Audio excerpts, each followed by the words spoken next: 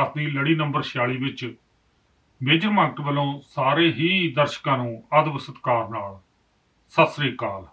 ਸੋ ਦੋਸਤੋ, ਇਹ ਸਾਡਾ ਜਿਹੜਾ ਪੌਡਕਾਸਟ ਦਾ ਚੈਨਲ ਹੈ, ਇਹਦੀ ਇਹ ਲੜੀ ਨੰਬਰ 46 ਹੈ। ਅਤੇ ਜੇ ਆਪਾਂ ਬਲੌਗਸ ਦੀ ਗੱਲ ਕਰੀਏ ਤਾਂ ਜਿਹੜਾ ਬਲੌਗ ਦਾ ਨੰਬਰ ਹੈ ਉਹ 107 ਹੈ।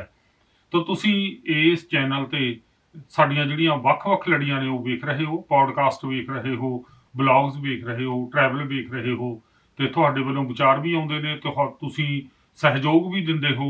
ਲੇਕਿਨ ਸਾਨੂੰ ਤੁਹਾਡੇ ਹੋਰ ਸਹਿਯੋਗ ਦੀ ਲੋੜ ਹੈ। ਸਾਨੂੰ ਲੋੜ ਹੈ ਕਿ ਸਾਨੂੰ ਹੋਰ ਸਬਸਕ੍ਰਾਈਬਰ ਮਿਲਣ ਅਤੇ ਇਸ ਪ੍ਰੋਗਰਾਮ ਨੂੰ ਪਸੰਦ ਕਰਨ ਵਾਲੇ ਮਿਲਣ, ਤਾਂ ਕਿ ਜਿਹੜਾ ਇਸ ਬਲੌਗ ਦਾ ਦਾਇਰਾ ਹੈ ਉਹ ਵਿਸ਼ਾਲ ਹੋ ਸਕੇ। ਸੋ ਦੋਸਤੋ, ਜਿਹੜਾ ਅੱਜ ਦਾ ਪ੍ਰੋਗਰਾਮ ਹੈ ਇਹ ਆਪਾਂ ਬੜੇ ਹੀ ਭਰੇ ਮਨ ਤੇ ਉਦਾਸੀ ਨਾਲ ਤੁਹਾਡੇ ਤੱਕ ਪਹੁੰਚਾ ਰਹੇ ਹਾਂ। ਤੁਹਾਨੂੰ ਜਿਸ ਤਰ੍ਹਾਂ ਸਾਰਿਆਂ ਨੂੰ ਪਤਾ ਹੀ ਹੈ ਕਿ ਪਿਛਲੇ ਹਫ਼ਤੇ ਜੋ ਕੁਝ ਵਾਪਰਿਆ ਹੈ, ਸੋ ਸਾਡਾ ਪੰਜਾਬੀ ਨੌਜਵਾਨ, ਦੁਨੀਆ ਦਾ ਮਸ਼ਹੂਰ ਗਾਇਕ ਸਿੱਧੂ ਮੂਸੇਵਾਲਾ ਸਾਹਿਬ, ਉਹ ਸਾਡੇ ਵਿੱਚ ਨਹੀਂ ਰਹੇ। ਮਹਿਜ਼ ਉਹਨਾਂ ਦੀ ਉਮਰ 28 ਸਾਲ ਸੀ। ਅਜੇ ਅਗਲੇ ਮਹੀਨੇ ਉਹਨਾਂ ਨੇ 29 ਸਾਲ ਦੇ ਹੋਣਾ ਸੀ। ਲੇਕਿਨ ਉਹਨਾਂ ਦਾ ਜਿਸ ਤਰੀਕੇ ਨਾਲ ਕਤਲ ਕੀਤਾ ਗਿਆ ਤਾਂ ਤੁਸੀਂ ਉਹ ਸਾਰੇ ਹੀ ਜਾਣਦੇ ਹੋ। ਸੋ ਦੋਸਤੋ, ਇਹਦੇ ਨਾਲ ਇਕੱਲੇ ਮੇਰੇ ਮਨ 'ਚ ਨਹੀਂ, ਲੇਕਿਨ ਦੁਨੀਆ ਦੇ ਬਹੁਤ ਸਾਰੇ ਜੋ ਇਨਸਾਨੀਅਤ ਨੂੰ ਪਿਆਰ ਕਰਨ ਵਾਲੇ ਲੋਕ ਨੇ, ਉਹਨਾਂ ਦੇ ਮਨ ਦੇ ਵਿੱਚ ਇੱਕ ਨਿਰਾਸ਼ਤਾ ਤੇ ਇੱਕ ਗੁੱਸਾ ਭਰਿਆ ਹੈ। ਨਿਰਾਸ਼ਤਾ ਇਸ ਲਈ ਕਿ ਸਰਕਾਰਾਂ ਉੱਥੇ ਕੀ ਕੰਮ ਕਰ ਰਹੀਆਂ ਨੇ। ਗੈਂਗਸਟਰ ਨੇ ਜਿਹੜੇ ਉਹ ਖੁੱਲ੍ਹੇਆਮ ਫਿਰ ਰਹੇ ਨੇ। ਕੋਈ ਵੀ ਬੰਦਾ ਜੋ ਜ਼ਿੰਦਗੀ ਦੇ ਵਿੱਚ ਸਖਤ ਮਿਹਨਤ ਕਰਕੇ ਅੱਗੇ ਆਉਂਦਾ ਹੈ, ਤੁਹਾਨੂੰ ਪਤਾ ਹੈ ਇਹਨਾਂ ਮੰਜ਼ਿਲਾਂ ਤੱਕ ਪਹੁੰਚਣ ਲਈ ਇਨਸਾਨ ਨੂੰ ਕਿੰਨੀ ਘਾਲਣਾ ਕਰਨੀ ਪੈਂਦੀ ਹੈ ਤੇ ਮਾਪਿਆਂ ਦਾ ਕਿੱਡਾ ਵੱਡਾ ਯੋਗਦਾਨ ਹੁੰਦਾ ਹੈ। ਕੁਝ ਦੇਰ ਪਹਿਲਾਂ ਤੁਹਾਨੂੰ ਸਾਰਿਆਂ ਨੂੰ ਪਤਾ ਹੀ ਹੈ ਕਿ ਸੰਦੀਪ ਨੰਗਲ ਅੰਬੀਆਂ ਨੂੰ ਇਹਨੇ ਹੀ ਗੈਂਗਸਟਰਾਂ ਨੇ ਗੋਲੀ ਮਾਰ ਦਿੱਤੀ। ਸੋ ਉਹ ਨੌਜਵਾਨ ਇਸ ਪੱਧਰ ਤੱਕ ਕਿਵੇਂ ਪਹੁੰਚਿਆ ਸੀ। ਸੋ ਇਹ ਜਿਹੜਾ ਬੱਚਾ ਹੀ, ਮੈਂ ਤਾਂ ਕਹੂੰਗਾ ਸਿੱਧੂ ਮੂਸੇਵਾਲਾ ਜੇ ਬੱਚਾ ਹੀ ਸੀ, ਸਾਡੇ ਬੱਚਿਆਂ ਦੇ ਹਾਣ ਦਾ ਸੀ। ਤੇ ਜਦੋਂ 4-5 ਸਾਲ ਪਹਿਲਾਂ ਬੱਚਿਆਂ ਨੇ ਦੱਸਿਆ ਕਿ ਉਹ ਸਿੱਧੂ ਮੂਸੇਵਾਲਾ ਦਾ ਗੀਤ ਸੁਣਦੇ ਨੇ, ਤੇ ਮੈਨੂੰ ਹੈਰਾਨੀ ਵੀ ਹੋਈ। ਮੈਂ ਪਹਿਲਾਂ ਇਹਨਾਂ ਦਾ ਨਾਂ ਨਹੀਂ ਸੀ ਸੁਣਿਆ। ਫਿਰ ਪਤਾ ਲੱਗਿਆ ਕਿ ਇਹ ਇੱਥੇ ਹੀ ਸਾਡੇ ਬਰੈਂਪਟਨ ਦੇ ਵਿੱਚ ਬੱਚਾ ਜਿਹੜਾ ਹੈ, ਇੰਟਰਨੈਸ਼ਨਲ ਸਟੂਡੈਂਟ ਆਇਆ ਹੈ, ਨਿਵਾਸ ਕਰਦਾ ਹੈ, ਗਾਉਂਦਾ ਹੈ। ਤੇ ਲੇਕਿਨ ਜਿਹੜੀ ਯੰਗ ਜਨਰੇਸ਼ਨ ਹੈ, ਬੱਚੇ ਨੇ, ਇੱਥੇ ਸਕੂਲਾਂ ਦੇ ਵਿੱਚ ਪੜ੍ਹਦੇ ਨੇ, ਤਾਂ ਉਹਨਾਂ ਦੇ ਵਿੱਚ ਹਰਮਨ ਪਿਆਰਾ ਹੈ, ਬੱਚੇ ਸੁਣਦੇ ਸੀ। ਸੋ ਤੁਸੀਂ ਦੇਖੋ ਕਿ ਬੱਚਿਆਂ ਨੂੰ ਜਿਹੜਾ ਇੱਥੋਂ ਦਾ ਹਾਲੀਵੁੱਡ ਦਾ ਮਿਊਜ਼ਿਕ ਸੀ, ਉਹਨਾਂ ਨਾਲੋਂ ਤੋੜ ਕੇ ਪੰਜਾਬੀ ਨਾਲ ਜੋੜਨਾ, ਬੱਚਿਆਂ ਨੂੰ ਸੁਣਨ ਲਾਉਣਾ, ਸੋ ਉਸ ਲੈਵਲ ਦਾ ਜਿਹੜਾ ਮਿਊਜ਼ਿਕ ਉਹ ਪੇਸ਼ ਕਰਨਾ। ਸੋ ਇਹ ਕਾਫੀ ਕਿਤੇ ਛੋਟੀ ਜਿਹੀ ਗੱਲ ਨਹੀਂ ਹੁੰਦੀ, ਕਾਫੀ ਵੱਡੀ ਗੱਲ ਹੁੰਦੀ ਹੈ। ਤਾਂ ਅੱਜ ਸਾਨੂੰ ਉਹ ਬੱਚੇ ਪੁੱਛਦੇ ਨੇ ਕਿ ਉਸਦਾ ਕਸੂਰ ਕੀ ਸੀ। ਉਸਦਾ ਕਸੂਰ ਇਹ ਸੀ ਕਿ ਉਸਨੇ ਜਿਹੜੀ ਇੱਥੋਂ ਦੀ ਮਾਫ ਕਰਨਾ ਯੰਗ ਜਨਰੇਸ਼ਨ ਹੈ ਤੇ ਉਹਨੂੰ ਨਾਲ ਜੋੜਿਆ, ਕੀ ਉਸਦਾ ਇਹ ਕਸੂਰ ਸੀ। ਸੋ ਦੋਸਤੋ, ਸਾਨੂੰ ਇਹ ਫੈਸਲਾ ਕਰਨਾ ਪਵੇਗਾ ਕਿ ਕੀ ਅਸੀਂ ਆਪਣੇ ਬੱਚਿਆਂ ਨੂੰ ਨਾਲ ਲੈ ਕੇ ਚੱਲਣਾ ਹੈ। ਜਿਵੇਂ ਹੁਣ ਅਸੀਂ ਪ੍ਰਵਾਸੀ ਭਾਰਤੀ ਹਾਂ, ਸੋ ਅਸੀਂ ਜਦੋਂ ਭਾਰਤ ਜਾਂਦੇ ਹਾਂ, ਜਿਸ ਤਰ੍ਹਾਂ ਫਰੌਤੀਆਂ ਮੰਗੀਆਂ ਜਾਂਦੀਆਂ ਨੇ, ਜਿਸ ਤਰ੍ਹਾਂ ਸਾਡੀਆਂ ਜ਼ਮੀਨ ਜਾਇਦਾਦ ਦੇ ਕਬਜ਼ੇ ਕੀਤੇ ਜਾਂਦੇ ਨੇ, ਜਿਸ ਤਰ੍ਹਾਂ ਸਾਨੂੰ ਉਲਝਾਇਆ ਜਾਂਦਾ ਹੈ, ਸੋ ਸਾਡੇ ਬੱਚੇ ਪੁੱਛਦੇ ਨੇ ਕਿ ਤੁਸੀਂ ਉਸ ਮੁਲਕ ਦੇ ਵਿੱਚ ਕੀ ਕਰਨ ਜਾ ਰਹੇ ਹੋ ਜਿੱਥੇ ਲਾ ਐਂਡ ਆਰਡਰ ਹੀ ਨਹੀਂ, ਜਿੱਥੇ ਜਿਹੜੇ ਗੈਂਗਸਟਰ ਨੇ ਸਰਕਾਰਾਂ ਚਲਾਉਂਦੇ ਨੇ, ਜਿੱਥੇ ਜਿਹੜੇ ਕ੍ਰਿਮੀਨਲ ਲੋਕ ਨੇ ਉਹ ਇਲੈਕਸ਼ਨਾਂ ਦੇ ਵਿੱਚ ਚੁਣੇ ਜਾਂਦੇ ਨੇ, ਸੋ ਉਹ ਸਰਕਾਰਾਂ ਚਲਾਉਂਦੇ ਨੇ। ਕਸੂਰ ਭਾਵੇਂ ਲੋਕਾਂ ਦਾ ਵੀ ਹੈ ਕਿ ਲੋਕ ਨੇ ਜਿਹੜੇ ਉਹ ਐਸੇ ਲੋਕਾਂ ਨੂੰ ਅੱਗੇ ਲੈ ਕੇ ਆਉਂਦੇ ਨੇ ਜਿਹੜੇ ਕਾਨੂੰਨ ਦਾ ਰਾਜ ਨਹੀਂ ਦੇ ਸਕਦੇ। ਔਰ ਮੈਂ ਲੋਕਾਂ ਨੂੰ ਇਹ ਗੱਲਾਂ ਕਰਦੇ ਵੀ ਸੁਣਿਆ ਕਿ ਇਹਦੇ ਨਾਲ ਤੋਂ ਯਾਰ ਅੰਗਰੇਜ਼ ਚੰਗੇ ਸੀ। ਭਗਤ ਸਿੰਘ ਨੇ ਜਿਹੜੀ ਸਾਨੂੰ ਆਜ਼ਾਦੀ ਲੈ ਕੇ ਦਿੱਤੀ, ਕੋਈ ਮਾੜੀ ਗੱਲ ਨਹੀਂ ਕੀਤੀ। ਗਦਰੀ ਬਾਬਿਆਂ ਨੇ ਜੋ ਸਾਨੂੰ ਆਜ਼ਾਦੀ ਲੈ ਕੇ ਦਿੱਤੀ, ਕੋਈ ਮਾੜੀ ਗੱਲ ਨਹੀਂ ਕੀਤੀ। ਲੇਕਿਨ ਉਸ ਤੋਂ ਵੀ ਨਿਖਿੱਧ ਲੋਕ ਸੱਤਾ ਦੇ ਵਿੱਚ ਆ ਜਾਣਗੇ, ਜਿਹੜੇ ਰਾਜ ਭਾਗ ਚਲਾਉਣਾ ਹੀ ਨਹੀਂ ਜਾਣਦੇ। ਉਹ ਇਸ ਤਰ੍ਹਾਂ ਦੇ ਕ੍ਰਿਮੀਨਲ ਲੋਕ ਅੱਗੇ ਆ ਜਾਣਗੇ ਜਿੱਥੇ ਲਾ ਐਂਡ ਆਰਡਰ ਦੀ ਕੋਈ ਮਹੱਤਤਾ ਹੀ ਨਹੀਂ ਰਹੇਗੀ।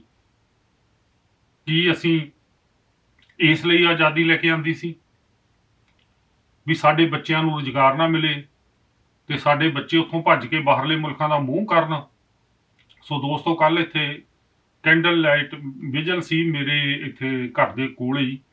ਇੱਥੇ ਉਹ ਪਲਾਜ਼ਾ ਹੈ ਜਿੱਥੇ ਸਿੱਧੂ ਮੂਸੇਵਾਲਾ ਪ੍ਰਵਾਨ ਚੜ੍ਹਿਆ, ਜਿੱਥੇ ਹੋਰ ਕਈ ਜਿਹੜੇ ਗਾਇਕ ਨੇ ਪ੍ਰਵਾਨ ਚੜ੍ਹੇ। ਸੋ ਇੱਥੇ ਨੇ ਜਿਹੜੇ ਬੱਚੇ ਉਹ ਹੁਣ ਵੀ ਬਹੁਤ ਇਕੱਠੇ ਹੁੰਦੇ ਨੇ, ਇਕੱਠੇ ਹੋ ਕੇ ਗੱਲਾਂ ਕਰਦੇ ਨੇ, ਜਿਹੜਾ ਨਵਾਂ ਟੇਲੈਂਟ ਆ ਉਸ ਨੂੰ ਸੁਣਦੇ ਨੇ। ਤੇ ਹੋ ਸਕਦਾ ਬਹੁਤ ਸਾਰੀਆਂ ਜੰਗ ਉਮਰ ਹੈ, ਕੋਈ ਇਸ ਤਰ੍ਹਾਂ ਦੀਆਂ ਗੱਲਾਂ ਵੀ ਕਰਦੇ ਹੋਣ ਜਿਹੜੀ ਸਾਨੂੰ ਪਸੰਦ ਨਾ ਹੋਣ। ਲੇਕਿਨ ਕੱਲ ਜਦੋਂ ਮੈਂ ਉਹਨਾਂ ਦੇ ਭਾਸ਼ਣ ਸੁਣੇ ਉਹਨਾਂ ਬੱਚਿਆਂ ਨੂੰ ਮੈਂ ਸੁਣਿਆ, ਉਹਨਾਂ ਦੀਆਂ ਗੱਲਾਂ ਦੇ ਵਿੱਚ ਇੱਕ ਦਰਦ ਸੀ ਵੀ ਅਸੀਂ ਭਾਰਤ ਕਿਉਂ ਛੱਡਿਆ। ਉਹ ਚੰਗੇ ਚੰਗੇ ਘਰਾਂ ਦੇ ਮੁੰਡੇ ਸੀ। ਕਿਉਂ ਛੱਡਿਆ? ਕਿਉਂਕਿ ਉੱਥੇ ਭਵਿੱਖ ਕੋਈ ਨਹੀਂ, ਪਤਾ ਹੈ ਕਿ ਉੱਥੇ ਜੌਬ ਨਹੀਂ ਮਿਲਣੀ, ਪਤਾ ਹੈ ਕਿ ਜਿੰਨਾ ਚਿਰ ਤੁਸੀਂ ਕਿਸੇ ਨੂੰ ਪੈਸਾ ਨਹੀਂ ਖਵਾਉਂਦੇ, ਤੁਹਾਡੀ ਕਿਸੇ ਨੇ ਕੋਈ ਬਾਤ ਨਹੀਂ ਸੁਣਨੀ। ਤੇ ਤੁਹਾਡੇ ਤੋਂ ਕੋਈ ਗਲਤੀ ਹੋ ਗਈ ਜਾਂ ਤੁਹਾਡੇ ਤੇ ਕੋਈ ਹਮਲਾ ਹੋ ਗਿਆ, ਤੁਸੀਂ ਕੇਸ ਚੋਂ ਬਚ ਨਹੀਂ ਸਕਦੇ। ਕਾਤਲ ਨੇ ਜਿਹੜੇ ਉਹ ਇਸ ਕਰਕੇ ਬਚ ਜਾਂਦੇ ਨੇ ਕਿਉਂਕਿ ਉਹਨਾਂ ਕੋਲੇ ਪੈਸਾ ਹੈ। ਲੇਕਿਨ ਦੋਸਤੋ ਪਿਛਲੇ ਕੁਝ ਕੁ ਸਾਲਾਂ ਤੋਂ, ਲੇਕਿਨ ਪਿਛਲੇ 10-12 ਸਾਲਾਂ ਤੋਂ ਤਾਂ ਹੱਦ ਹੀ ਹੋ ਗਈ। ਤੇ ਪੋਲੀਟੀਸ਼ੀਅਨ ਨੇ ਜਿਹੜੇ ਇਹ ਗੈਂਗ ਬਣਾ ਰਹੇ ਨੇ, ਉਹਨਾਂ ਦੀ ਪੁਸ਼ਤ ਪਨਾਹੀ ਕਰ ਰਹੇ ਨੇ, ਉਹਨਾਂ ਨੂੰ ਆਪਣੇ ਘਰਾਂ 'ਚ ਰੱਖ ਰਹੇ ਨੇ, ਉਹਨਾਂ ਨੂੰ ਹਥਿਆਰ ਦੇ ਰਹੇ ਨੇ ਤੇ ਉਹਨਾਂ ਨੂੰ ਆਪਣੀ ਲੋੜ ਮੁਤਾਬਕ ਵਰਤ ਵੀ ਰਹੇ ਨੇ। ਹੁਣ ਦੁੱਖ ਤਾਂ ਇਸ ਗੱਲ ਦਾ ਹੈ ਕਿ ਇਹ ਗੈਂਗ ਨੇ ਜਿਹੜੇ, ਇਹਨਾਂ ਦਾ ਇੰਨਾ ਮੂੰਹ ਖੁੱਲ ਗਿਆ ਕਿ ਜਿਹੜਾ ਵੀ ਬੰਦਾ ਕੋਈ ਲਾਈਮਲਾਈਟ ਦੇ ਵਿੱਚ ਆਉਂਦਾ ਹੈ, ਚੜ੍ਹਾਈ ਕਰਦਾ ਹੈ, ਪੋਪੂਲਰ ਹੁੰਦਾ ਹੈ, ਤਾਂ ਕੁਦਰਤੀ ਉਹ ਪੈਸੇ ਵੀ ਬਣਾਏਗਾ। ਚਾਹੇ ਉਹ ਕੋਈ ਫਿਲਮ ਅਦਾਕਾਰ ਹੈ, ਚਾਹੇ ਉਹ ਕੋਈ ਗਾਇਕ ਹੈ, ਚਾਹੇ ਉਹ ਕੋਈ ਪਲੇਅਰ ਹੈ। ਤੇ ਫਿਰ ਇਹ ਉਸ ਤੋਂ ਮੰਗ ਰੱਖਦੇ ਹਨ ਪੈਸਿਆਂ ਦੀ ਕਿ ਸਾਨੂੰ ਇੰਨੇ ਪੈਸੇ ਦੇ, ਤਾਂ ਤੇਰਾ ਕੰਮ ਚੱਲਣ ਦੇਵਾਂਗੇ, ਤਾਂ ਤੈਨੂੰ ਸਟੇਜਾਂ ਤੇ ਗਾਉਣ ਦੇਵਾਂਗੇ, ਤਾਂ ਤੈਨੂੰ ਜਿਹੜੇ ਟੂਰਨਾਮੈਂਟ ਖੇਡਣ ਦੇਵਾਂਗੇ। ਤੇ ਜੇ ਉਹ ਬੰਦਾ ਪੈਸੇ ਨਹੀਂ ਦਿੰਦਾ, ਇਹਨਾਂ ਦੀਆਂ ਫਰੌਤੀਆਂ ਨਹੀਂ ਪੂਰੀਆਂ ਕਰਦਾ, ਤਾਂ ਫਿਰ ਉਸ ਦਾ ਕਤਲ ਕਰ ਦਿੱਤਾ ਜਾਂਦਾ ਹੈ। ਸੋ ਸਾਡੇ ਇਹ ਗੱਲ ਸਾਹਮਣੇ ਹੈ। ਤਾਂ ਪ੍ਰਸ਼ਾਸਨ ਹੈ ਜਿਹੜਾ ਘੂਕ ਨੀਂਦ ਸੁੱਤਾ ਪਿਆ ਹੈ। ਤੁਸੀਂ ਦੇਖ ਰਹੇ ਹੋ ਕਿ ਜੇਲ੍ਹਾਂ ਦੇ ਵਿੱਚ ਤੇ ਕਿਸ ਤਰ੍ਹਾਂ ਜਿਹੜੇ ਹੈਗੇ ਨੇ ਉਹ ਮੋਬਾਈਲ ਫੋਨ ਫੜੇ ਜਾ ਰਹੇ ਨੇ। ਜੇਲ੍ਹਾਂ ਦੇ ਵਿੱਚ ਕਿਸ ਤਰ੍ਹਾਂ ਜਿਹੜੀਆਂ ਮੀਟਿੰਗਾਂ ਹੋ ਰਹੀਆਂ ਨੇ ਤੇ ਜੇਲ੍ਹਾਂ ਦੇ ਵਿੱਚੋਂ ਕਿਸ ਤਰ੍ਹਾਂ ਇਹ ਲੋਕ ਨੇ ਜਿਹੜੇ ਰੈਕਟ ਚਲਾ ਰਹੇ ਨੇ, ਆਪਣੇ ਗੈਂਗ ਚਲਾ ਰਹੇ ਨੇ, ਉੱਥੋਂ ਹੁਕਮ ਚਾੜ ਰਹੇ ਨੇ। ਸੋ ਇਸੇ ਤਰ੍ਹਾਂ ਹੋਇਆ ਹੈ ਸਿੱਧੂ ਮੂਸੇਵਾਲੇ ਨਾਲ। ਤੇ ਇੱਥੇ ਮੈਂ ਇੱਕ ਜਿਹੜੀ ਗੱਲ ਹੈ ਉਹ ਕੈਨੇਡੀਅਨ ਗੌਰਮੈਂਟ ਨੂੰ ਵੀ ਕਹਿਣਾ ਚਾਹੂੰਗਾ ਕਿ ਕੈਨੇਡਾ ਇੱਕ ਬਹੁਤ ਵਧੀਆ ਮੁਲਕ ਹੈ। ਕੈਨੇਡਾ ਦੇ ਵਿੱਚ ਲਾ ਐਂਡ ਆਰਡਰ ਬਹੁਤ ਵਧੀਆ ਹੈ। ਕੈਨੇਡਾ ਦੇ ਵਿੱਚ ਪ੍ਰਬੰਧ ਬੜਾ ਵਧੀਆ ਹੈ। ਲੇਕਿਨ ਮੈਂ ਪਿਛਲੇ ਕੁਝ ਸਮੇਂ ਤੋਂ ਵੇਖਦਾ ਆ ਰਿਹਾ ਹਾਂ ਕਿ ਇੱਥੇ ਵੀ ਜਿਹੜਾ ਉਹ ਗੰਧਲਾਪਣ ਹੈ ਅਸੀਂ ਨਾਲ ਲੈ ਕੇ ਆ ਗਏ। ਅਸੀਂ ਗੈਂਗ ਲੈ ਕੇ ਆ ਗਏ, ਅਸੀਂ ਉਸ ਤਰ੍ਹਾਂ ਦੀ ਗੰਦੀ ਪੋਲੀਟਿਕਸ ਲੈ ਕੇ ਆ ਗਏ, ਅਸੀਂ ਰਿਸ਼ਵਤ ਲੈ ਕੇ ਆ ਗਏ, ਅਸੀਂ ਜਿਹੜੇ ਸਾਰੇ ਸ਼ਾਰਟਕਟ ਉੱਥੇ ਸਿੱਖੇ ਸੀ ਉਹ ਲੈ ਕੇ ਆ ਗਏ। ਅਸੀਂ ਡਰੱਗ ਦੇ ਵਿੱਚ ਇਨਵੋਲਵ ਹਾਂ, ਅਸੀਂ ਕ੍ਰਾਈਮ ਦੇ ਵਿੱਚ ਇਨਵੋਲਵ ਹਾਂ, ਅਸੀਂ ਕਾਰਾਂ ਚੋਰੀ ਕਰਨ ਦੇ ਵਿੱਚ ਇਨਵੋਲਵ ਹਾਂ, ਹਰ ਧੋਖੇਧੜੀ ਦੇ ਵਿੱਚ ਅਸੀਂ ਇਨਵੋਲਵ ਹਾਂ। ਸੋ ਦੋਸਤੋ ਪਲੀਜ਼ ਇਸ ਮੁਲਕ ਨੂੰ ਬਖਸ਼ ਦਿਓ ਤੇ ਜਿਹੜੀਆਂ ਚੀਜ਼ਾਂ ਦਾ ਖਹਿੜਾ ਛੱਡ ਕੇ ਅਸੀਂ ਇਹਨਾਂ ਮੁਲਕਾਂ ਦੇ ਵਿੱਚ ਆਏ ਸੀ, ਇਹਨੂੰ ਉਸ ਤਰ੍ਹਾਂ ਦਾ ਨਰਕ ਨਾ ਬਣਾਓ। ਔਰ ਮੈਂ ਸਰਕਾਰ ਨੂੰ ਬੇਨਤੀ ਕਰੂੰਗਾ ਕਿ ਇਹ ਜਿਹੜਾ ਮੁਲਕ ਹੈ ਇਹ ਚੰਗੇ ਨਾਗਰਿਕਾਂ ਲਈ ਹੈ, ਇਹ ਚੰਗੇ ਕਾਮਿਆਂ ਲਈ ਹੈ, ਇਹ ਚੰਗੇ ਲੋਕਾਂ ਲਈ ਹੈ। ਇਹ ਜਿਹੜਾ ਓਪਰਚੁਨਿਟੀ ਲੈਂਡ ਹੈ, ਇੱਥੇ ਤੁਹਾਨੂੰ ਹਰ ਤਰ੍ਹਾਂ ਦੀ ਜੇ ਤੁਹਾਡੀ ਯੋਗਤਾ ਹੈ ਉਹ ਤੁਸੀਂ ਕਰ ਸਕਦੇ ਹੋ। ਇੱਥੇ ਇੱਕ ਸਧਾਰਨ ਬੰਦਾ ਜਿਹੜਾ ਹੈ ਉਹ ਦੇਸ਼ ਦਾ ਪ੍ਰਧਾਨ ਮੰਤਰੀ ਤੱਕ ਬਣ ਸਕਦਾ ਹੈ, ਵੱਡਾ ਬਿਜ਼ਨਸਮੈਨ ਬਣ ਸਕਦਾ ਹੈ। ਲੇਕਿਨ ਅਫਸੋਸ ਇਸ ਗੱਲ ਦਾ ਹੈ ਕਿ ਪਿਛਲੇ ਕੁਝ ਸਮੇਂ ਤੋਂ ਦੇਖਣ 'ਚ ਆ ਰਿਹਾ ਹੈ ਕਿ ਬਹੁਤ ਸਾਰੇ ਟੈਰਰਿਸਟ, ਬਹੁਤ ਸਾਰੇ ਗੈਂਗਸਟਰ, ਬਹੁਤ ਸਾਰੇ ਸਮਗਲਰ, ਉਹਨਾਂ ਦੇ ਲਈ ਕੈਨੇਡਾ ਇੱਕ ਸੁਰੱਖਿਆ ਛਤਰੀ ਬਣਦਾ ਜਾ ਰਿਹਾ ਹੈ, ਉਹਨਾਂ ਨੂੰ ਪਨਾਹ ਦਿੱਤੀ ਜਾ ਰਹੀ ਹੈ। ਔਰ ਦੁੱਖ ਇਸ ਗੱਲ ਦਾ ਵੀ ਹੈ ਕਿ ਜਦੋਂ ਇੱਥੇ ਬੈਠੇ ਲੋਕ ਦੂਸਰੇ ਮੁਲਕਾਂ 'ਚ, ਖਾਸ ਕਰਕੇ ਭਾਰਤ ਵਿੱਚ ਕਤਲ ਕਰਵਾਉਣ ਦੀਆਂ ਜ਼ਿੰਮੇਵਾਰੀਆਂ ਕਬੂਲ ਕਰ ਲੈਂਦੇ ਨੇ, ਤਾਂ ਕੈਨੇਡਾ ਸਰਕਾਰ, ਇੱਥੋਂ ਦੀ ਪੁਲਿਸ, ਇੱਥੋਂ ਦਾ ਕਾਨੂੰਨ ਕਿੱਥੇ ਸੁੱਤਾ ਪਿਆ ਹੈ। ਉਹਨਾਂ ਲੋਕਾਂ ਨੂੰ ਕਿਉਂ ਨਹੀਂ ਪਕੜਦਾ? ਉਹਨਾਂ ਲੋਕਾਂ ਨੂੰ ਕਿਉਂ ਨਹੀਂ ਕੱਢ ਕੇ ਮੁਲਕ ਤੋਂ ਬਾਹਰ ਮਾਰਦਾ? ਉਹਨਾਂ ਲੋਕਾਂ ਦੀ ਸਿਟੀਜ਼ਨਸ਼ਿਪ ਜਾਂ ਉਹਨਾਂ ਲੋਕਾਂ ਦੀ ਰੈਜ਼ੀਡੈਂਸੀ ਕਿਉਂ ਹੈ ਜਿਹੜੀ ਉਹ ਨਹੀਂ ਉਹ ਖਤਮ ਕੀਤੀ ਜਾਂਦੀ? ਸੋ ਇਹ ਸਵਾਲ ਨੇ ਜਿਹੜੇ ਇਹ ਸੋਚਣ ਵਾਲੇ ਨੇ। ਕਿਤੇ ਅਜਿਹਾ ਨਾ ਹੋਵੇ ਕਿ ਉੱਥੋਂ ਦੁਨੀਆ ਭਰ ਤੋਂ ਜਿਹੜੇ ਕ੍ਰਿਮੀਨਲ ਲੋਕ ਨੇ ਉਹ ਇੱਥੇ ਸ਼ਰਨ ਲੈ ਕੇ ਤੇ ਪੈਸਾ ਬਟੋਰਦੇ ਰਹਿਣ। ਜਦੋਂ ਸੰਦੀਪ ਨੰਗਲ ਅੰਬੀਆਂ ਦਾ ਕਤਲ ਹੋਇਆ ਤੇ ਉਦੋਂ ਵੀ ਜਿਹੜੀਆਂ ਸੂਈਆਂ ਨੇ ਉਹ ਕੈਨੇਡਾ ਵੱਲ ਘੁੰਮੀਆਂ। ਜਦੋਂ ਹੁਣ ਸਿੱਧੂ ਮੂਸੇਵਾਲੇ ਦਾ ਕਤਲ ਹੋਇਆ ਉਦੋਂ ਵੀ ਜਿਹੜੀਆਂ ਸੂਈਆਂ ਨੇ ਉਹ ਕੈਨੇਡਾ ਵੱਲ ਘੁੰਮੀਆਂ। ਜੇ ਕੱਲ ਨੂੰ ਕੋਈ ਟੈਰਰਿਸਟ ਉੱਥੇ ਕੋਈ ਬਲਾਸਟ ਕਰ ਦਿੰਦਾ ਹੈ ਤੇ ਫਿਰ ਉਹ ਇੱਥੋਂ ਕੈਨੇਡਾ 'ਚੋਂ ਬੈਠਾ ਜ਼ਿੰਮੇਵਾਰੀ ਲੈ ਲੈਂਦਾ ਹੈ, ਫਿਰ ਦੋਨਾਂ ਸਰਕਾਰਾਂ ਦੇ ਸੰਬੰਧ ਤਾਂ ਵਿਗੜਨਗੇ ਹੀ ਵਿਗੜਨਗੇ। ਸੋ ਸਰਕਾਰਾਂ ਨਾਲ ਇਹ ਸਮਝੌਤਾ ਕਰਨਾ ਚਾਹੀਦਾ ਹੈ ਕਿ ਕੋਈ ਬੰਦਾ ਕਿਸੇ ਮੁਲਕ ਦੇ ਵਿੱਚ ਜੇ ਉਹ ਕ੍ਰਿਮੀਨਲ ਹੈ ਤਾਂ ਉਹ ਸ਼ਰਨ ਨਾ ਲੈ ਸਕੇ। ਸੋ ਦੋਸਤੋ ਇਹ ਚੀਜ਼ਾਂ ਸਾਨੂੰ ਸੋਚਣੀਆਂ ਬਣਦੀਆਂ ਨੇ। ਤੇ ਇੱਥੇ ਇਲੈਕਸ਼ਨ ਅੱਜ ਕੱਲ੍ਹ ਚੱਲ ਰਹੀ ਹੈ ਤੇ ਤੁਸੀਂ ਮਿਨਿਸਟਰਾਂ ਨਾਲ ਇਹ ਗੱਲਾਂ ਕਰ ਸਕਦੇ ਹੋ ਕਿ ਇਸ ਨੂੰ ਇਸ ਤਰ੍ਹਾਂ ਦੀ ਭੂਮੀ ਨਾ ਬਣਾਇਆ ਜਾਵੇ। ਸੋ ਮੈਂ ਫਿਰ ਕਹੂੰਗਾ ਕਿ ਜਿਹੜੇ ਲੋਕ ਇਸ ਤਰ੍ਹਾਂ ਕਰ ਰਹੇ ਨੇ, ਖਾਸ ਕਰਕੇ, ਤੇ ਜੇ ਇਹ ਇਸੇ ਤਰ੍ਹਾਂ ਕਰਦੇ ਰਹੇ ਤੇ ਜੇ ਇਸੇ ਤਰ੍ਹਾਂ ਫਰੌਤੀਆਂ ਮੰਗੀਆਂ ਜਾਂਦੀਆਂ ਰਹੀਆਂ ਤੇ ਜੇ ਇਸੇ ਤਰ੍ਹਾਂ ਪ੍ਰਸਿੱਧੀ ਪ੍ਰਾਪਤ ਕਰਨ ਵਾਲਿਆਂ ਦੇ ਕਤਲ ਕੀਤੇ ਜਾਂਦੇ ਰਹੇ, ਚਾਹੇ ਉਹ ਪਲੇਅਰ ਨੇ, ਚਾਹੇ ਉਹ ਗਾਇਕ ਨੇ, ਚਾਹੇ ਉਹ ਫਿਲਮ ਅਦਾਕਾਰ ਨੇ, ਚਾਹੇ ਉਹ ਚੰਗੇ ਸਟੂਡੈਂਟ ਨੇ। ਤਾਂ ਦੋਸਤੋ, ਜਿਹੜਾ ਭਾਰਤ ਹੈ, ਮੈਂ ਇਹ ਗੱਲ ਦਾਅਵੇ ਨਾਲ ਕਹਿ ਸਕਦਾ ਹਾਂ, ਇਹ ਯੂਪੀ ਬਿਹਾਰ ਵਿੱਚ ਵੀ ਦੇਖਣ 'ਚ ਆਇਆ, ਬੰਬੇ ਦੇ ਵਿੱਚ ਦੇਖਣ ਵੀ ਆਇਆ। ਤਾਂ ਜੇ ਇਹ ਲੋਕ ਭਾਰੂ ਹੁੰਦੇ ਚਲੇ ਗਏ ਤੇ ਜੇ ਸਰਕਾਰਾਂ ਇਹਨਾਂ ਦੇ ਅੰਡਰ ਚਲੀਆਂ ਗਈਆਂ, ਜੇ ਕਾਨੂੰਨ ਇਹਨਾਂ ਦੇ ਅੰਡਰ ਆ ਗਿਆ, ਤਾਂ ਤੁਸੀਂ ਇਹ ਨਾ ਸਮਝਿਓ ਕਿ ਜਿਹੜਾ ਦੇਸ਼ ਹੈ ਬਹੁਤੀ ਦੇਰ ਆਜ਼ਾਦ ਰਹਿ ਜਾਊਗਾ। ਇਹ ਵਿਕਾਊ ਲੋਕ ਹੁੰਦੇ ਨੇ, ਜਿੱਥੋਂ ਵੱਧ ਪੈਸਾ ਮਿਲਦਾ ਹੈ ਉੱਥੋਂ ਚਲੇ ਜਾਂਦੇ ਨੇ, ਤੇ ਕੱਲ ਨੂੰ ਫਿਰ ਵੱਡੀਆਂ ਵੱਡੀਆਂ ਅੰਤਰਰਾਸ਼ਟਰੀ ਜਿਹੜੀਆਂ ਪਾਵਰਾਂ ਨੇ ਉਹ ਵੀ ਬੈਠੀਆਂ ਨੇ, ਉਹ ਇਹਨਾਂ ਨੂੰ ਵਧੀਆ ਪੈਸਾ ਦੇ ਕੇ ਤੇ ਦੇਸ਼ ਦੇ ਜਿਹੜੇ ਗੁਪਤ ਕਹਿੰਦੇ ਨੇ ਭੇਦ ਹੁੰਦੇ ਨੇ ਉਹ ਇਹਨਾਂ ਤੋਂ ਖਰੀਦ ਸਕਦੇ ਨੇ। ਉਹ ਹੋਰ ਜਿਹੜੇ ਕਬਜ਼ੇ ਨੇ ਦੇਸ਼ਾਂ ਦੇ ਲੈ ਸਕਦੇ ਨੇ, ਉਹ ਹੋਰ ਜਿਹੜੀ ਸਥਿਤੀ ਉਹਨੂੰ ਬਦਤਰ ਕਰ ਸਕਦੇ ਨੇ, ਜਿਸ ਤਰ੍ਹਾਂ ਸ਼੍ਰੀਲੰਕਾ ਦੇ ਵਿੱਚ ਹੋਇਆ ਹੈ। ਇਹ ਆਉਣ ਵਾਲੇ ਦਿਨਾਂ ਦੇ ਵਿੱਚ ਹੋਰ ਮੁਲਕਾਂ ਦੇ ਵਿੱਚ ਵੀ ਵਾਪਰ ਸਕਦਾ ਹੈ। ਸੋ ਸਾਡੀਆਂ ਸਰਕਾਰਾਂ ਨੂੰ ਇਸ ਗੱਲੋਂ ਸੁਚੇਤ ਰਹਿਣਾ ਚਾਹੀਦਾ ਹੈ ਕਿ ਤੁਹਾਡੇ ਮੰਤਰੀ ਸਿਰਫ ਆਪਣੇ ਹੀ ਘਰ ਨਾ ਭਰਦੇ ਰਹਿਣ, ਆਪਣੇ ਹੀ ਪਰਿਵਾਰਾਂ ਲਈ ਪੈਸੇ ਇਕੱਠੇ ਨਾ ਕਰਦੇ ਰਹਿਣ, ਆਪਣੀਆਂ ਹੀ 7-7 ਪੁਸ਼ਤਾਂ ਲਈ ਪੈਸੇ ਨਾ ਜੋੜਦੇ ਰਹਿਣ, ਤੇ ਪਬਲਿਕ ਦਾ ਵੀ ਧਿਆਨ ਰੱਖਣ। ਪਬਲਿਕ ਬੜੀ ਜਿਹੜੀ ਹੈ ਉਹਦੇ ਵਿੱਚ ਤਾਕਤ ਹੁੰਦੀ ਹੈ। ਜੇ ਪਬਲਿਕ ਰੋਹ ਦੇ ਵਿੱਚ ਆ ਗਈ ਤਾਂ ਰਾਜ ਭਾਗ ਨੇ ਜਿਹੜੇ ਉਹਨਾਂ ਨੂੰ ਉਲੱਦ ਸਕਦੀ ਹੈ, ਤੇ ਪਬਲਿਕ ਦੇ ਚੁਣੇ ਹੋਏ ਹੀ ਇਹ ਮੰਤਰੀ ਨੇ, ਪਬਲਿਕ ਦੀਆਂ ਚੁਣੀਆਂ ਹੋਈਆਂ ਇਹ ਸਰਕਾਰਾਂ ਹਨ।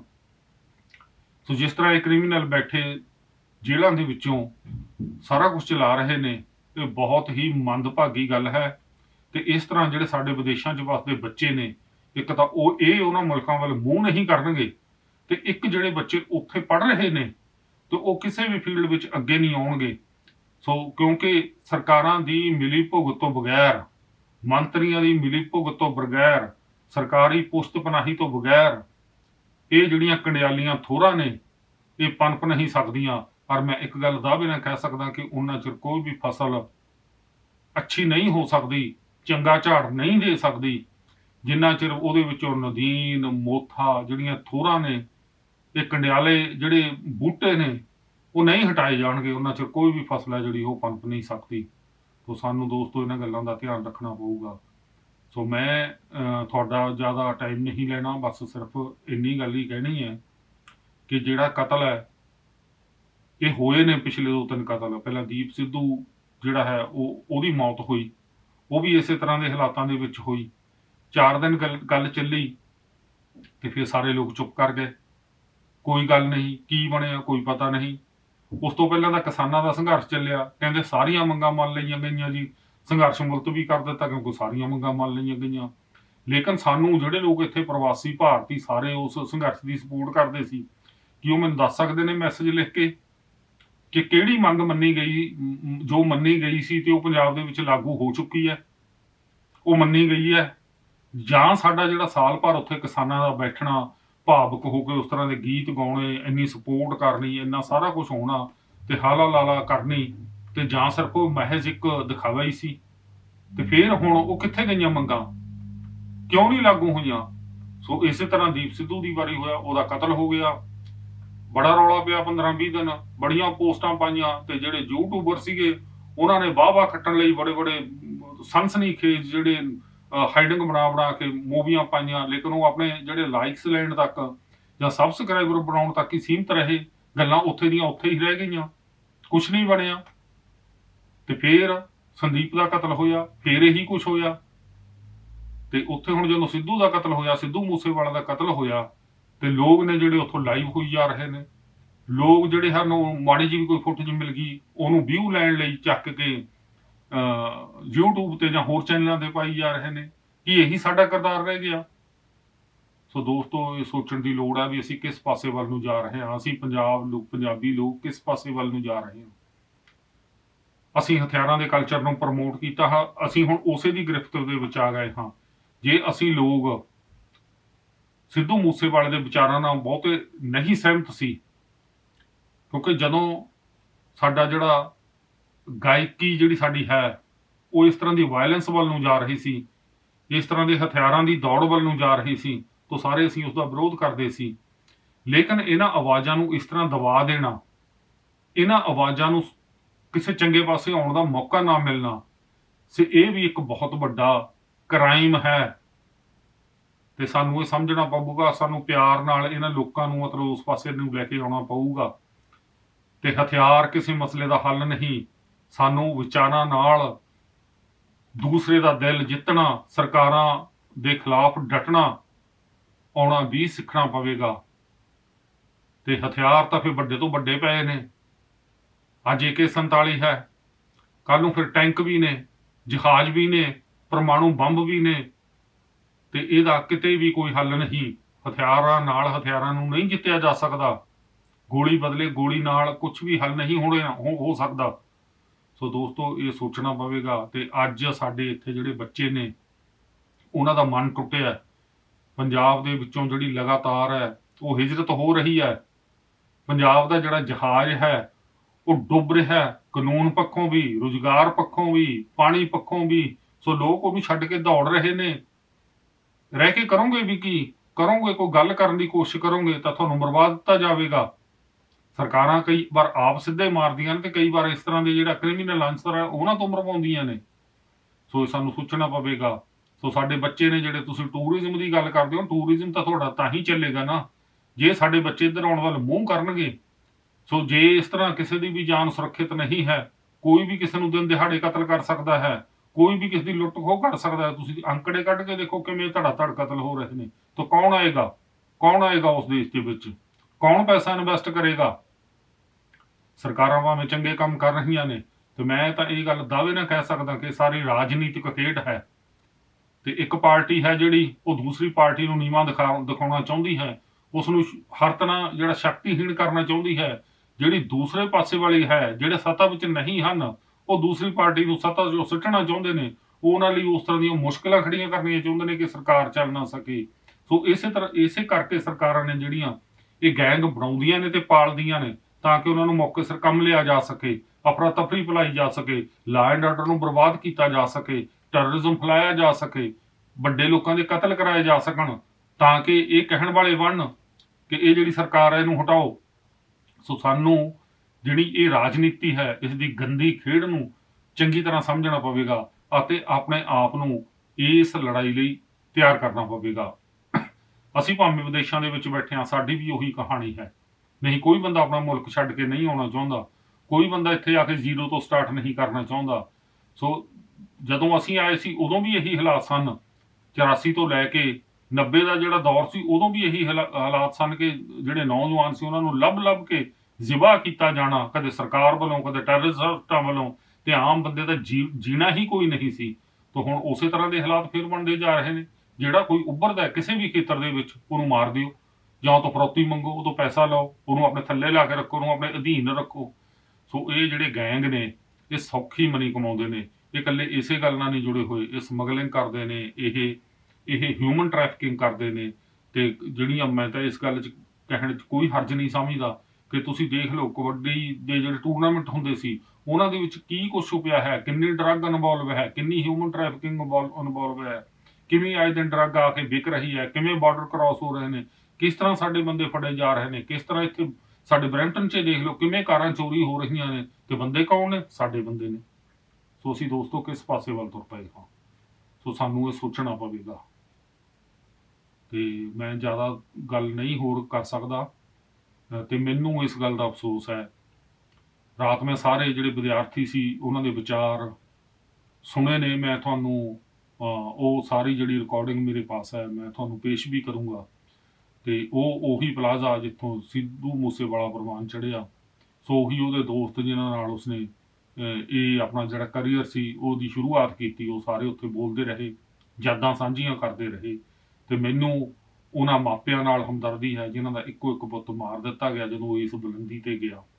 ਤੇ ਪਤਾ ਨਹੀਂ ਅਜੇ ਉਹਨੇ, ਕਿਉਂਕਿ ਉਹਦੇ ਗੀਤਾਂ ਦੇ ਵਿੱਚ ਕਾਫੀ ਜਿਹੜੇ ਵਿਸ਼ੇ ਨੇ ਉਹ ਇਸ ਤਰ੍ਹਾਂ ਦੇ ਆ ਰਹੇ ਸੀ ਜਿਹੜੇ ਹਥਿਆਰਾਂ ਤੋਂ ਹਟ ਕੇ ਪੰਜਾਬ ਦੀਆਂ ਸਮੱਸਿਆਵਾਂ ਨਾਲ ਜੁੜੇ ਹੋਏ ਸੀ। ਲੇਕਿਨ ਅਸੀਂ ਉਸਨੂੰ ਅੱਗੇ ਨਹੀਂ ਜਾਣ ਦਿੱਤਾ, ਉਸਦਾ ਰਾਹ ਰੋਕ ਲਿਆ, ਅਸੀਂ ਉਸਨੂੰ ਖਤਮ ਕਰ ਦਿੱਤਾ। ਪਰ ਚਮਕੀਲੇ ਨੂੰ ਵੀ ਕਿਸੇ ਦਿਨ ਖਤਮ ਕੀਤਾ ਸੀ, ਵਰਿੰਦਰ ਨੂੰ ਵੀ ਖਤਮ ਕੀਤਾ ਸੀ, ਤੇ ਦਿਲਸ਼ਾਦ ਅਖਤਰ ਨੂੰ ਵੀ ਖਤਮ ਕੀਤਾ ਸੀ। ਕੀ ਫਿਰ ਉਹਨਾਂ ਦੇ ਖਤਮ ਕਰਨ ਦੇ ਨਾਲ ਉਹਨਾਂ ਦੀ ਗਾਇਕੀ ਜਾਂ ਉਹਨਾਂ ਦੀ ਵਿਚਾਰਧਾਰਾ ਰੁਕ ਗਈ? ਸਗੋਂ ਉਸ ਤੋਂ ਵੀ ਜ਼ਿਆਦਾ ਲੋਕ ਉਹਨਾਂ ਨੂੰ ਸੁਣਨ ਲੱਗ ਪਏ। ਸੋ ਇਸੇ ਤਰ੍ਹਾਂ ਜਿਹੜਾ ਸਿੱਧੂ ਮੂਸੇਵਾਲਾ ਹੈ, ਭਾਵੇਂ ਉਸਦੇ ਵਿਚਾਰਾਂ ਨਾਲ ਅਸੀਂ ਸਹਿਮਤ ਸੀ ਜਾਂ ਨਹੀਂ ਸਹਿਮਤ ਸੀ, ਸੋ ਇਸ ਤਰ੍ਹਾਂ ਕਿਸੇ ਦੀ ਆਵਾਜ਼ ਨੂੰ ਦਬਾਇਆ ਨਹੀਂ ਜਾ ਸਕਦਾ। ਸਾਡੀ ਉਸਦੇ ਮਾਪਿਆਂ ਨਾਲ ਹਮਦਰਦੀ ਹੈ, ਉਸ ਨੌਜਵਾਨ ਨਾਲ ਹਮਦਰਦੀ ਹੈ ਜਿਸ ਨੇ ਪਿਛਲੇ 6-7 ਸਾਲਾਂ ਦੇ ਵਿੱਚ ਬੁਲੰਦੀਆਂ ਛੂਹੀਆਂ, ਜਿਸ ਨੂੰ ਦੂਸਰੀਆਂ ਕੌਮਾਂ, ਈਵਨ ਇੱਥੋਂ ਤੱਕ ਕਿ ਹਾਲੀਵੁੱਡ ਦੇ ਲੋਕ ਵੀ ਜਾਣਨ ਲੱਗ ਪਏ। ਬਾਲੀਵੁੱਡ ਦੇ ਐਕਟਰਾਂ ਨੇ ਤਾਂ ਉਹਨੂੰ ਜਾਣਨਾ ਹੀ ਸੀ। ਸੋ ਸਾਡੇ ਵਿੱਚ ਨਹੀਂ ਰਿਹਾ। ਅਸੀਂ ਇਹੀ ਦੁਆ ਕਰਦੇ ਹਾਂ ਕਿ ਅੱਗੇ ਵਾਸਤੇ ਇਸ ਤਰ੍ਹਾਂ ਦੇ ਹਾਲਾਤ ਨਾ ਬਣਨ, ਤੇ ਅਸੀਂ ਗੈਂਗਸਟਰਾਂ ਨੂੰ ਹੱਥ ਜੋੜ ਕੇ ਬੇਨਤੀ ਕਰਦੇ ਹਾਂ ਕਿ ਪੰਜਾਬ ਦੇ ਵਿੱਚ ਇਹ ਅੱਗ ਨਾ ਲਾਓ, ਕਿਉਂਕਿ ਇਸ ਦਾ ਅੰਤ ਕਿਤੇ ਨਹੀਂ ਹੋਣਾ। ਤੁਸੀਂ ਦੋ ਉਹਨਾਂ ਦੇ ਮਾਰੋਗੇ, ਤੁਹਾਡੇ ਮਾਰ ਦੇਣਗੇ, ਇਹ ਗੱਲ ਵੱਧਦੀ ਚਲੇ ਜਾਏਗੀ, ਤੇ ਜਿਹੜੇ ਲੋਕ ਉੱਥੇ ਵੱਸਦੇ ਨੇ ਉਹ ਵੀ ਉੱਥੋਂ ਦੌੜ ਜਾਣਗੇ, ਤੇ ਤੁਸੀਂ ਪੰਜਾਬ ਨਾਲ ਇਸ ਤਰ੍ਹਾਂ ਦਾ ਧਰੋੜ ਨਾ ਕਮਾਓ ਤੇ ਲੋਕਾਂ ਨੂੰ ਸ਼ਾਂਤੀ ਨਾਲ ਜਿਉਣ ਦਿਓ।